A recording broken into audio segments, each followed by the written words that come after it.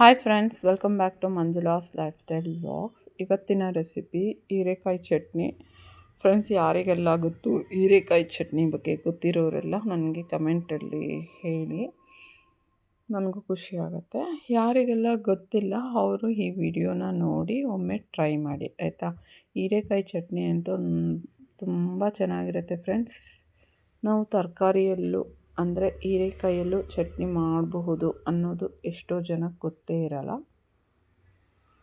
ಹಾಗಾಗಿ ಹೇಳಿದೆ, ಯಾರಿಗೆ ಗೊತ್ತಿಲ್ಲ ಅವರೊಮ್ಮೆ ಟ್ರೈ ಮಾಡಿ.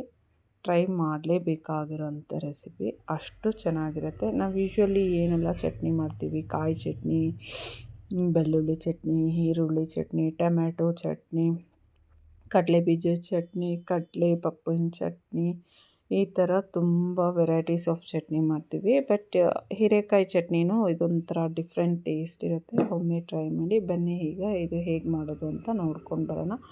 ಮೊದಲಿಗೆ ನಾನಿಲ್ಲಿ ಇದು ಬಾಣಲಿ ಇಟ್ಬಿಟ್ಟು ಎಣ್ಣೆ ಹಾಕ್ಕೊಂಡಿದ್ದೀನಿ ಫ್ರೆಂಡ್ಸ್. ಒಂದು 6 ಸ್ಪೂನ್ ಆಗೋಷ್ಟು ಎಣ್ಣೆ ಹಾಕ್ಕೊಂಡಿದ್ದೀನಿ. ಅದಕ್ಕೆ ಒಂದು 50 ಗ್ರಾಮ್ ಆಗೋಷ್ಟು ತೊಗರಿಬೇಳೆ ಹಾಕ್ಕೊಂಡಿದ್ದೀನಿ.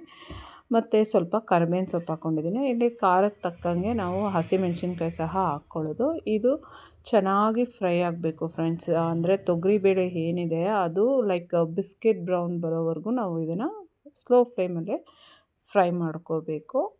ಹಾಗೆ ಫ್ರೈ ಮಾಡ್ಕೊಳ್ಳಿ. ಈಗ ನೀವು ಹಸಿಮೆಣ್ಸಿನ್ಕಾಯಿ ಹಾಕಿರೋದ್ರಿಂದ ಸಿಡಿಯೋ ಚಾನ್ಸಸ್ ಇರುತ್ತೆ. ನೀವು ಸ್ವಲ್ಪ ನೋಡಿಕೊಂಡು ಸ್ವಲ್ಪ ದೂರ ನಿಂತ್ಕೊಂಡು ಫ್ರೈ ಮಾಡ್ಕೊಳ್ಳಿ. ಇಲ್ಲ ಅಂದರೆ ಸ್ವಲ್ಪ ಬೇಳೆ ಎಲ್ಲ ಸ್ವಲ್ಪ ಕಲರ್ ಚೇಂಜ್ ಆದಮೇಲೆನೂ ಬೇಕಾದರೆ ನೀವು ಹಸಿಮೆಣ್ಸಿನ್ಕಾಯಿ ಹಾಕ್ಕೋಬೋದು. ನಾನು ಈಗಲೇ ಯಾಕೆ ಹಾಕ್ಕೊಂಡೆ ಅಂದರೆ ಹಸಿಮೆಣ್ಸಿನ್ಕಾಯಿ ಚೆನ್ನಾಗಿ ಫ್ರೈ ಮಾಡೋದ್ರಿಂದ ನಮಗೆ ಗ್ಯಾಸ್ಟ್ರಿಕ್ ಆಗೋಲ್ಲ. ಹಾಗಾಗಿ ನೋಡಿ, ನಾನು ಈಗ ಹಸಿಮೆಣ್ಸಿನ್ಕಾಯಿ ಮತ್ತು ಕಾಳುಗಳು ಎಲ್ಲ ಬೇಳೆ ಎಲ್ಲ ಬ್ರೌನ್ ಆಗಿದೆ, ನಿಮ್ಗೆ ಕಾಣಿಸ್ತಿದೆ ಅನಿಸುತ್ತೆ. ಇವಾಗ ನಾನು ಇದಕ್ಕೆ ಕಟ್ ಮಾಡಿಕೊಂಡಿರೋಂಥ ಒಂದು ಹೀರೆಕಾಯಿನ ತೊಳೆದ್ಬಿಟ್ಟು ಸಣ್ಣಕ್ಕೆ ಹಚ್ಚಿ ಹಾಕಿದ್ದೀನಿ. ಅದಕ್ಕೆ ತೆಂಗಿನಕಾಯಿ ಮತ್ತು ಒಂದು ಟೊಮೆಟೊ, ಹುಣಸೆ ಹಣ್ಣು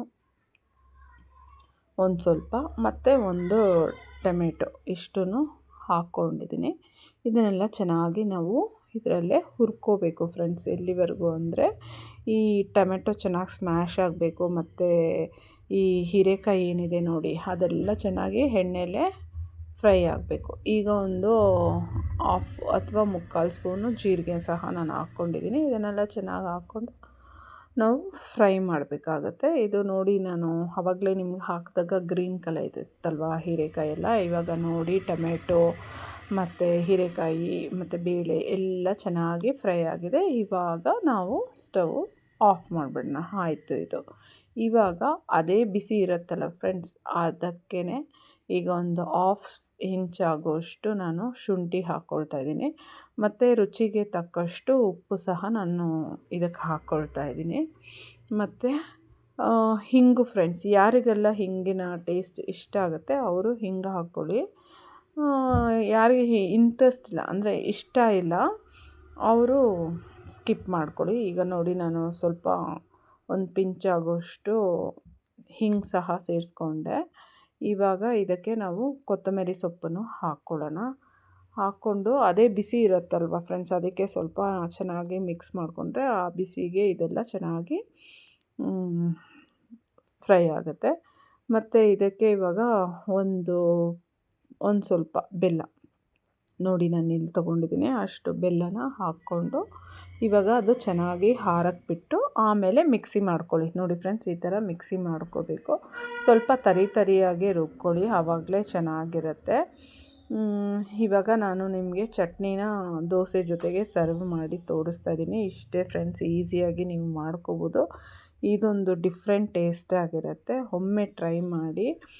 ದೋಸೆಗೆ ಅಂತೂ ಒಳ್ಳೆ ಕಾಂಬಿನೇಷನ್ನು. ನಾನಿದು ಪ್ರೋಟೀನ್ಸ್ ದೋಸೆ ಅಂದರೆ ಕಾಳು ಮತ್ತು ಫುಲ್ಲು ಸಿರಿಧಾನ್ಯ ಇದನ್ನೆಲ್ಲ ಹಾಕ್ಕೊಂಡು ಮಾಡಿರೋಂಥ ದೋಸೆ ಇದು. ಅದಕ್ಕಂತೂ ಈ ಹೀರೆಕಾಯಿ ಚಟ್ನಿ ಸೂಪರ್, ಒಳ್ಳೆ ಕಾಂಬಿನೇಷನ್ ಅಂತಲೇ ಹೇಳ್ಬೋದು. ಮತ್ತೊಮ್ಮೆ ಮತ್ತೊಂದು ವಿಡಿಯೋದಲ್ಲಿ ಸಿಗೋಣ. ಅಲ್ಲಿವರೆಗೂ ಬಾಯ್.